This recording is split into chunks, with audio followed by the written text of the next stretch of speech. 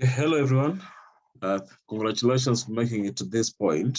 And that is where this video is just to introduce you to the Gmat exam, which is the thing is the first hurdle that you'll face in this program. Overcoming the Gmat exam also enables you to progress to the other levels with at least some better prospects compared to if you don't have the Gmat exam. It has for the program.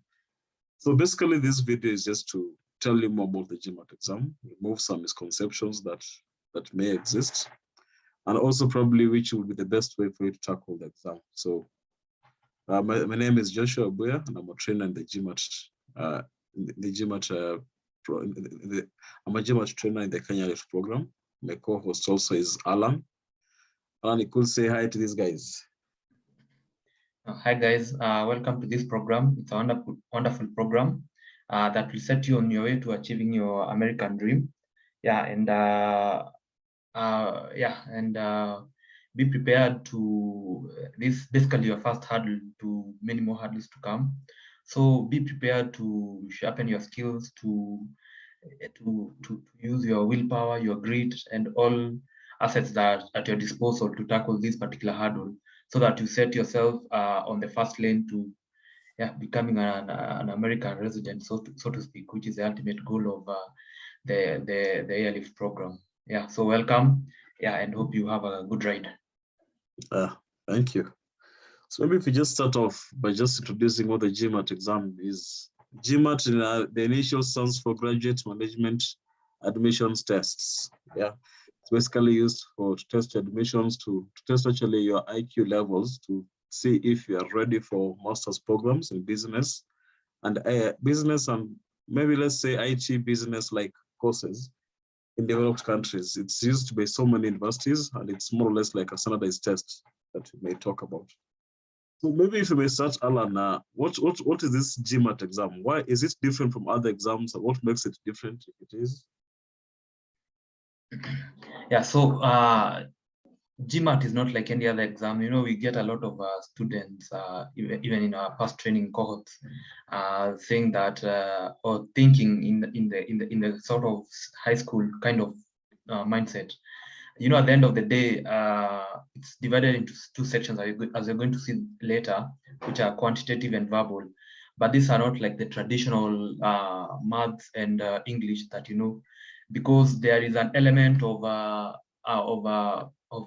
IQ testing or thinking capacity testing that is integrated into it. Yeah, and it's sort of like a mind twister, if you would say. So you really have to know where the test setters want to get you, because they are always out to get you. And even if you go through the material, that is very explicitly stated that the test setters of GMAT, who are called GMAC, as Graduate Management Admissions Council.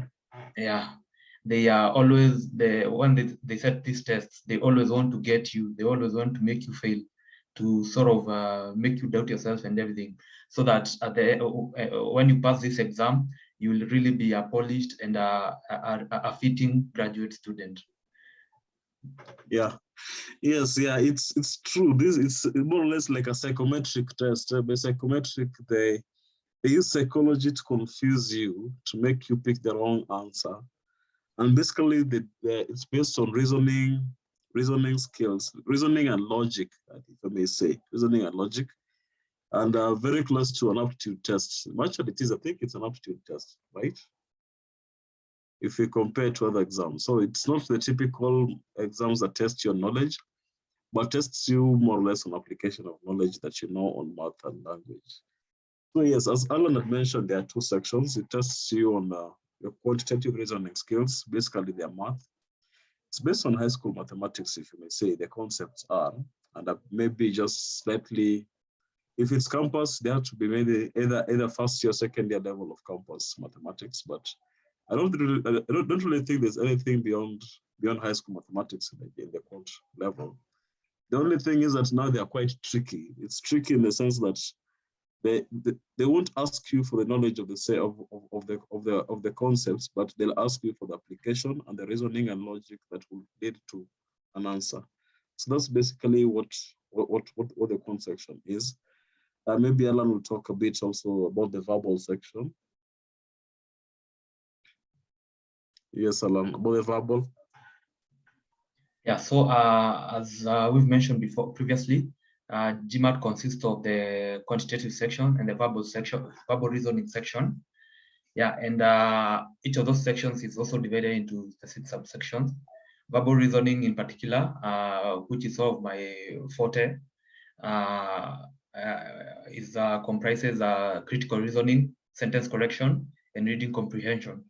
So sentence correction is sort of like the fundamental section, or rather the fundamental principles of verbal reasoning, where you are supposed to apply the grammatical rules, the grammatical skills that you've learned throughout your, say, 14 plus years of primary and secondary education.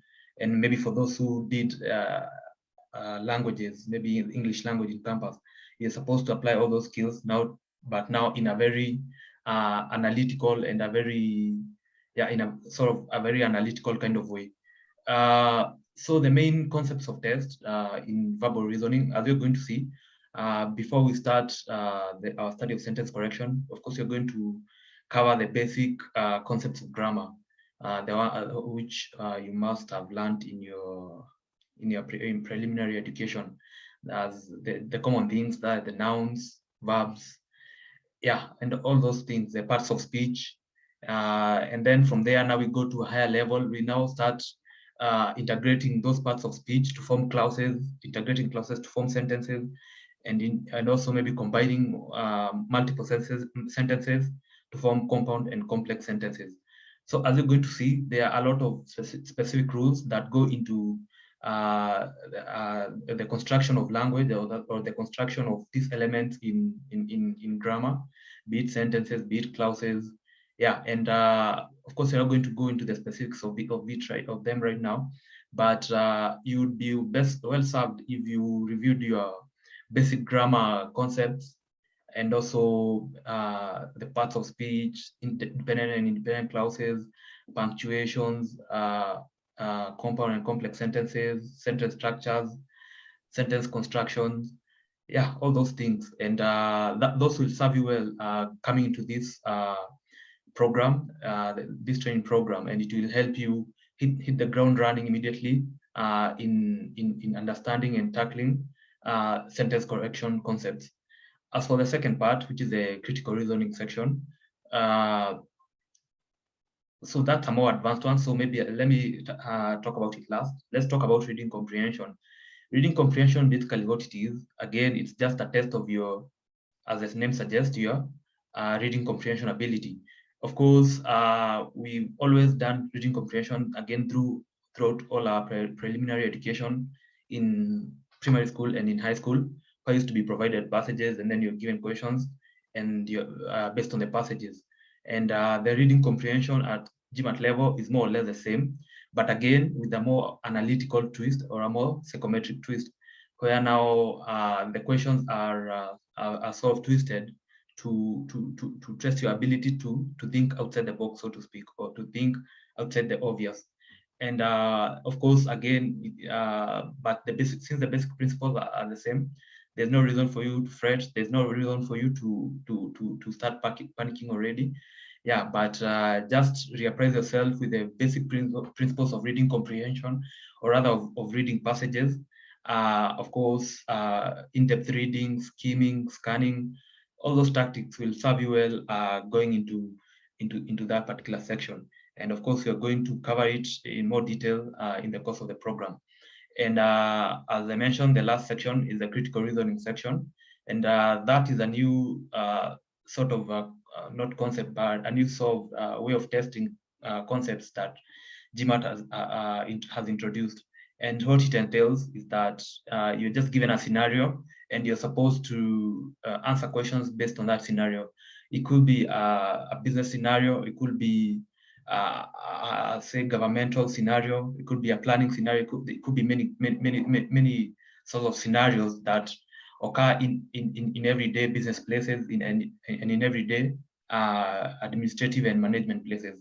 And so the goal of it is just to test your ability to think at a, say, managerial or a higher level of thinking, other than the layman's kind of thinking.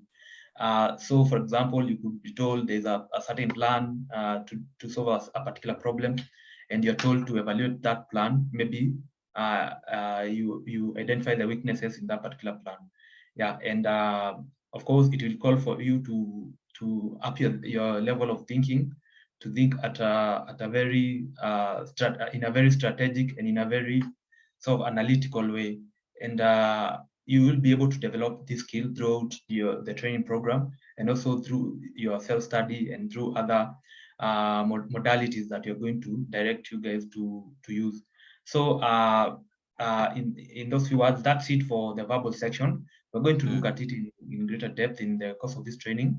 Yeah, so Josh will apprise you with maybe the basics of quantitative reasoning, so that going into this training program, you have an understanding of what it is about. Over to you, Josh. Yeah, and also the interesting thing about the Gmat exam, the verbal reasoning section is the most difficult to most students. It is the worst performed section of the two. Yeah, sure. And yet actually we speak the language throughout our lives. Yeah, that's a very peculiar actually pattern, but even in our experience throughout our own Gmat journey, and maybe going through all those Gmat resources and Gmat forums, you always realize that especially the vast majority of participants in those kinds of forums are Indians. And as Bob always says, Indians are very much on their feet in terms of wanting to go and study in the US, and of course, ultimately migrating there. And that's why Gmat is sort of like a culture to them. It's sort of like it's sort of like a cultural artifact to them. They have vast forums. They have to some of them. They're very active, They're very active. They're very active in the space, and they really invest a lot of time and effort in whatever they do. Yeah, and it's sort of like a culture to them. And as we know, with the Indians, they are very good in mathematics. I think one of the top races, so to speak, or nationalities in maths performance, even if you look up statistics. And I think now that's where they get the edge over, say, us Africans, so to speak, in terms of quantitative reasoning. And of course, they do, in the end, there's a dilution effect, because if so many Indians are performing well in quantitative reasoning, then of course the percentiles or the percentile performances will sort of go down. So that's why you find it very hard to perform on a high percentile in quantitative reasoning, despite compared to verbal. Despite you having a good weight score compared to verbal. Yeah. So you would have a very good edge if you really upped your verbal reasoning sort of skills. Yes, true. But of course not overlooking quantitative reasoning, because it is just as important. True. In fact, verbal reasoning tend to have more weight in the Gmat scores compared to the quantitative reasoning. Yeah, for quantitative, they have two types of questions. One is pretty much familiar to many of us, the problem-solving types of questions. We're given a question and being told to find actually an answer, which is pretty much something very familiar to us. Just the straight calculations, get an answer, pick the answer choices, and that's it.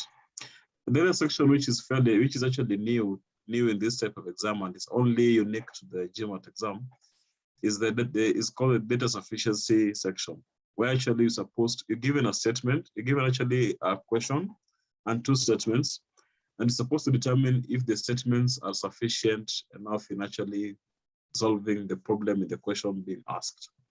So that is normally the area that gives people a challenge, but it's not so much, it's not difficult, because nonetheless, it's still, if you actually have the right ways of approaching it, you should get it right. So those are the main ones. I think as we go forward, we'll keep getting them. So brace yourself. So the Gmat exam, it's not as simple as it looks, but then again, it's not as difficult as it looks. So what would we need to have for you to be able to do well in the Gmat exam? That's a question that maybe we could ask. And from actually experience, I've seen that the Gmat exam doesn't test on what you really know, but it tests on who you've become with the knowledge that you've known. Yeah. By that I mean that how do you apply the knowledge that you know, and how do you go about how do you go about questions given the knowledge that you know. So what would you need to know well actually for you to be able to do well in the Gmat exam? So there is actually the concepts which are being tested, which you need to know all of them. You need to know the concepts. If you know the concepts tested, then actually they're a step closer.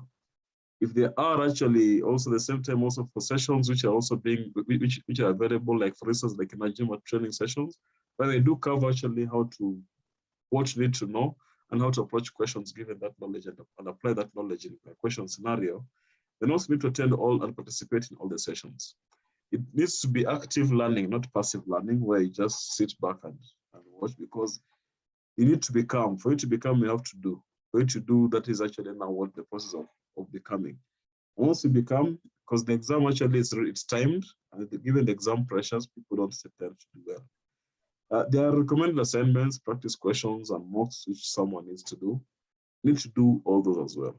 And each time you need to keep assessing yourself and see why you're not getting questions correct, why you're not getting arguments correct, logic correct, or why you're not getting what needs to be applied to get a question correct.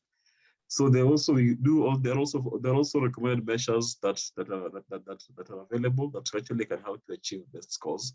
Follow them as well. Yeah. And the issue also, what you've seen, is that smart people are very difficult to advise because they tend to have the know-it-all type of attitude. And yet this is something totally new. And given recommendations, they would actually just judge them out or write them off without even trying. So that's one area which you would actually want to probably reprogram yourself to actually transform into, for you to be able to do well in this exam. Just before maybe we go on, maybe Alan, if there could be something that maybe now in terms of how the student needs to transform themselves, or what transformation needs to happen to somebody for them to be able to be well prepared for the Gmat exam, so to say. Yeah, sure.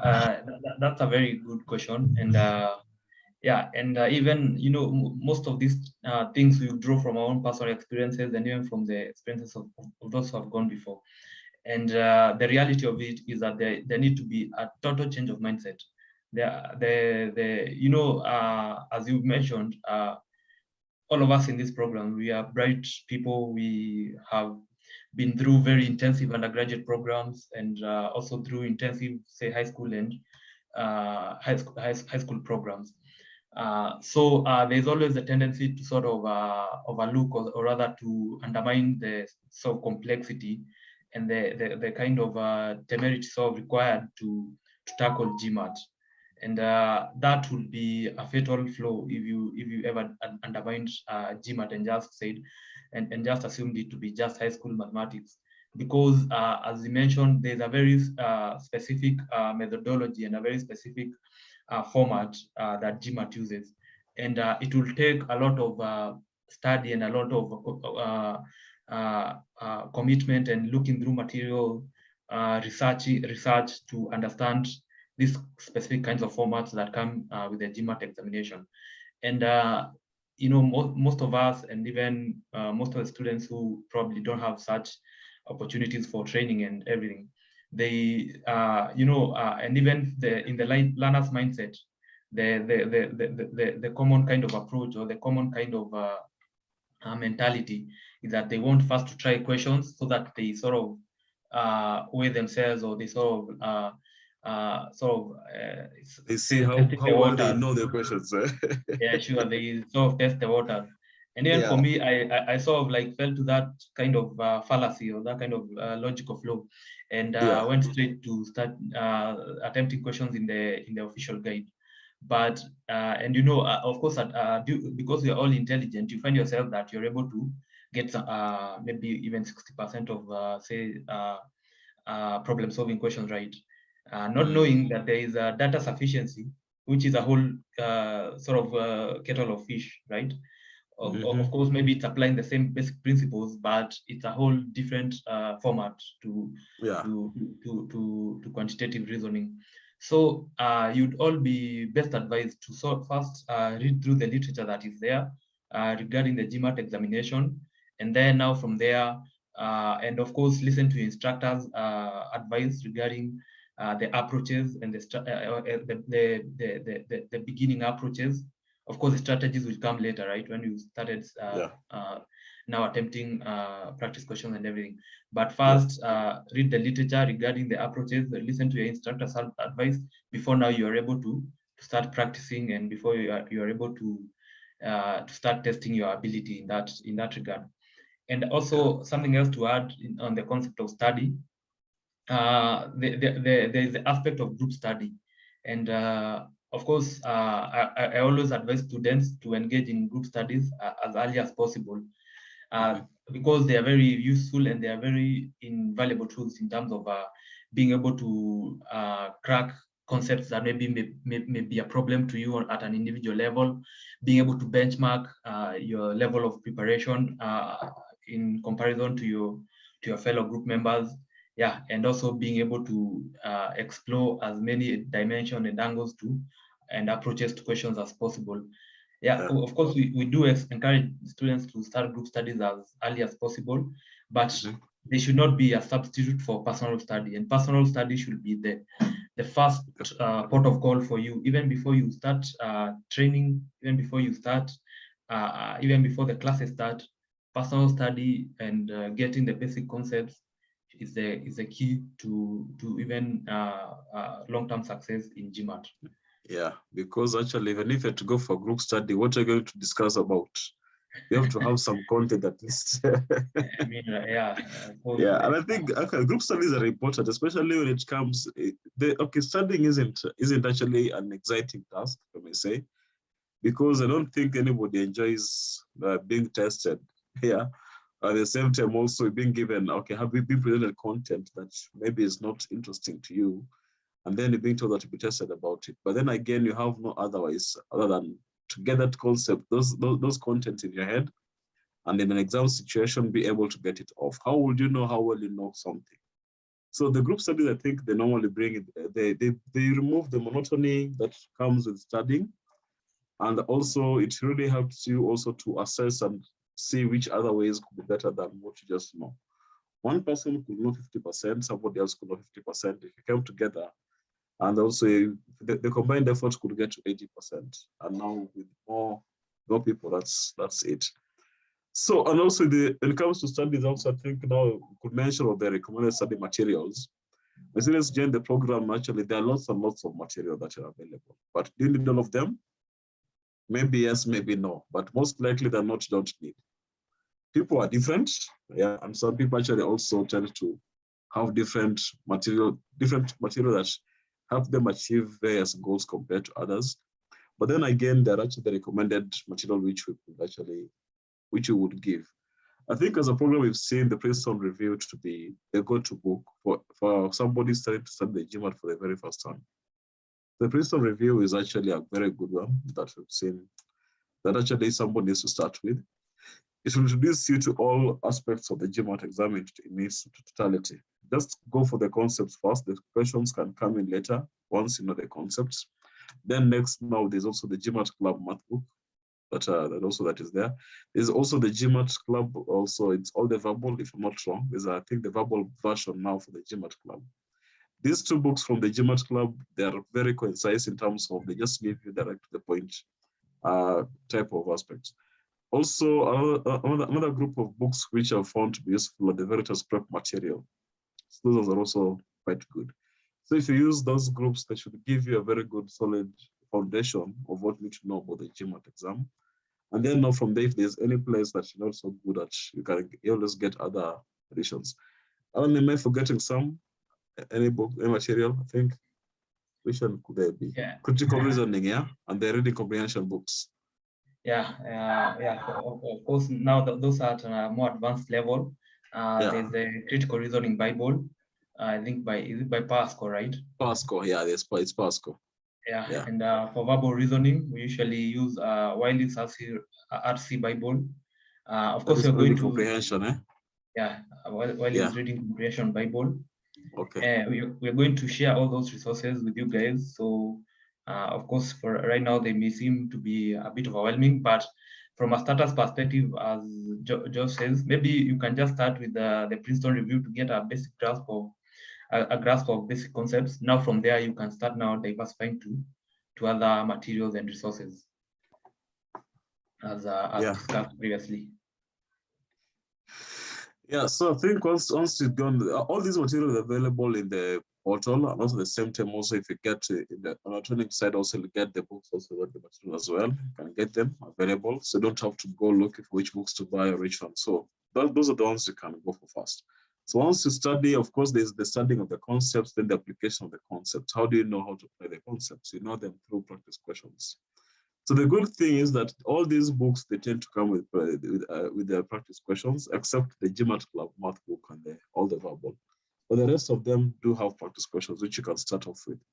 So that is one which you need to go and do. And you should actually do the practice questions to assess what you don't know, whether it's whether there's a concept you don't know, or it's the approach that is not good, and fine-tune your approaches until actually can improve. The moment you can actually see that you've done well, that actually that you're performing well in the practice questions, then okay, that's when now you can start doing mocks. When you start doing mocks, there are lots of mocks, the free mocks which are available. You don't need to pay for them.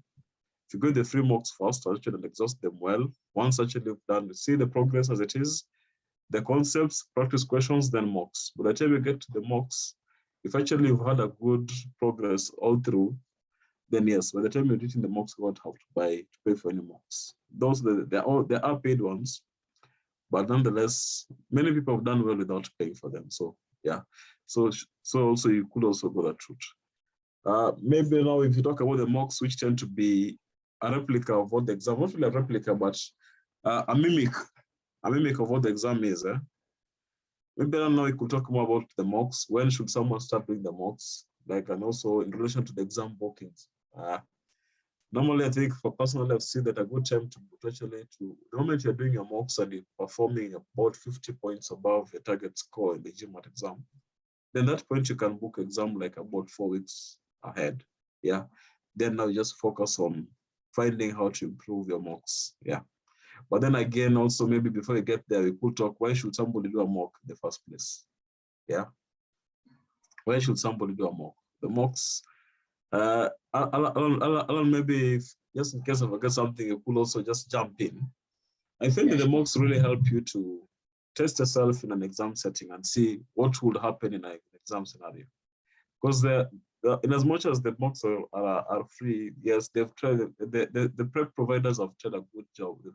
They've tried to do a very good job in actually mimicking the true picture of what the actual exam would be. And this really help you in knowing what will happen in case of an exam. What are you likely to fall prey to, or what score are you likely to get if this were an exam? And with that knowledge, then actually you have the chance to be able to go back and rectify, because in the exam, you'll have been done with that. So that's the main reason for doing a mock. At the same time, also, if you have a strategy that you've actually adopted to and would like to use, you can put to test. Some of them are which section they start with. They start with quant, or they start with verbal reasoning. Normally that's a question, but then again, the best answer is through a mock. You do a mock and you see. Some of the approaches may work for you, some of the approaches may not work for you. How would you know that it's working or it's not working? You will actually not put it to test. At the same time, also, do you have the stamina to sit through an exam? Because the Gmat exam is 3 hours. Do you have the stamina to sit through the 3-hour exam period? That can only be done through an exam, through a mock. So actually, if you're sitting through a mock and you're doing well to the best of actually your abilities, and the score is actually higher than the target score, then yes, then now you can book the exam. Could I have forgotten anything, Alan? So maybe just to add on that, I think the ideal point where one should start doing mock. Of course, there's no like specific timeline, but I always figure maybe a month or so from the beginning of your studies, then maybe you've gotten a bit of grasp of the basic concepts, and or rather you are maybe at an intermediate level in terms of your understanding of concepts. So maybe at that point you want to do a mock to test how well you've internalized what you've been studying so far. You don't want to prolong your study so much without doing a mock, because you just might be reading and using the wrong strategies. You won't have that diagnostic data to know if there's something that you need to improve in terms of your study methods, instead of your strategies, in terms of your approaches. Yeah, and maybe even study patterns. There's a lot of data that you can collect from doing an early mock, say a month into your study, so that you're able now to diagnose all those factors and be able to make the appropriate adjustments and for optimal results going forward. So a month into the study, yeah, I think that would be ideal. A month, or maybe a month and 2 weeks into your study, that would be an ideal point to do a fast mock. You're mute, Josh. Okay, just noticed. Yeah. As Alan is alluding to it, yeah, there's no one size fits all, and also at the same time, the earlier you assess yourself, the better, whichever means you want to use. So yeah, that is, so try all of them. Yeah, try which ones will work for you. Also, you know yourself, which ones will work for you. And that's it. So I think if you actually follow these guidelines, it will be a good thing. We also have the Gmat training program, which actually is a very good place because it gives you an eye opener and better, and actually more or less like guides the approach towards studying and preparing for the exam, yeah, in a more effective way that will help you yield the results. And the goal of that actually is to help improve the pass rates that we do have, because we realize that many people do sit the exams but they don't pass. The pass rates tend to be quite low, but with the Gmat training, the pass rates are improving because now at least we have a more guided way, because it's just like if you're going to a journey and you don't know where you're going, then it becomes quite difficult knowing if you're the right path or not. But if you have actually a direction or something to guide you and show you that this way you go first, this way you go next, this way it could be a pitfall and the likes, you're more likely to reach with with more certainty and also with more ease, with ease compared to if you didn't know. Yeah. So that's why we have it. So also we hope to see you on the other side. Otherwise, unless there's anything else you've left out, Alan? No, I think we basically covered everything. Yeah. Yeah, so just maybe to urge students as you come into this program, come in with a positive mindset. I think, I don't know who came up with the concept of tabula rasa, or there's a philosopher, an open template. You make your mind an open template. Don't come with preconceived ideas. We've all been in difficult situations. I mean, we've all been through difficult programs, even more rigorous than Gmat, but that mindset won't serve you well in this particular scenario. The only thing that you can draw from your past experiences is the grit and the methods and the hard work and the diligence that you used to overcome challenges in the past. It's the same level of diligence and grit and tenacity that will be required in tackling Gmat. So don't discount this exam. It's many have fallen because of undermining it. So come with an open mind. And many will fall if they continue undermining it. Yeah, definitely. That's a fact of nature. I think my philosophy is always you take every challenge as if it's your greatest challenge in life at that particular point, and you give it your all, your best effort at that particular point in time. So that's what we urge you guys to do. That's what we require of you as you come into this training program. Also give your best in terms of classroom participation, in terms of group participation, in terms of self-study. I personally love very lively classes and very interactive classes. So bring your best. Exactly. Bring your best game. Engage the teacher. Express conflicting opinion. They are all allowed. I mean, that's the best kind of classroom environment that one can ever have. And once you do all those things, we'll all have a very eventful and experienceful journey. And of course, even beyond Gmat into other endeavors in life. Thank you. Yeah, thank you. We wish you guys all the best, and also we hope that this at least has shed some light to what you might have not known about the Gmat exam and how maybe to actually to do well. and put it to use, and also engage more people in the groups. The naturally more people have passed than before, and many keep passing, even you. Also hope that also you'll be one of them, you'll be among them. So yeah, the Wall of Fame is actually there for all of us. So let's all scramble for that space. Let's all do well, and let's give the best to everything that you do, even in these studies and the things that are coming ahead. Otherwise, thank you and have a good study.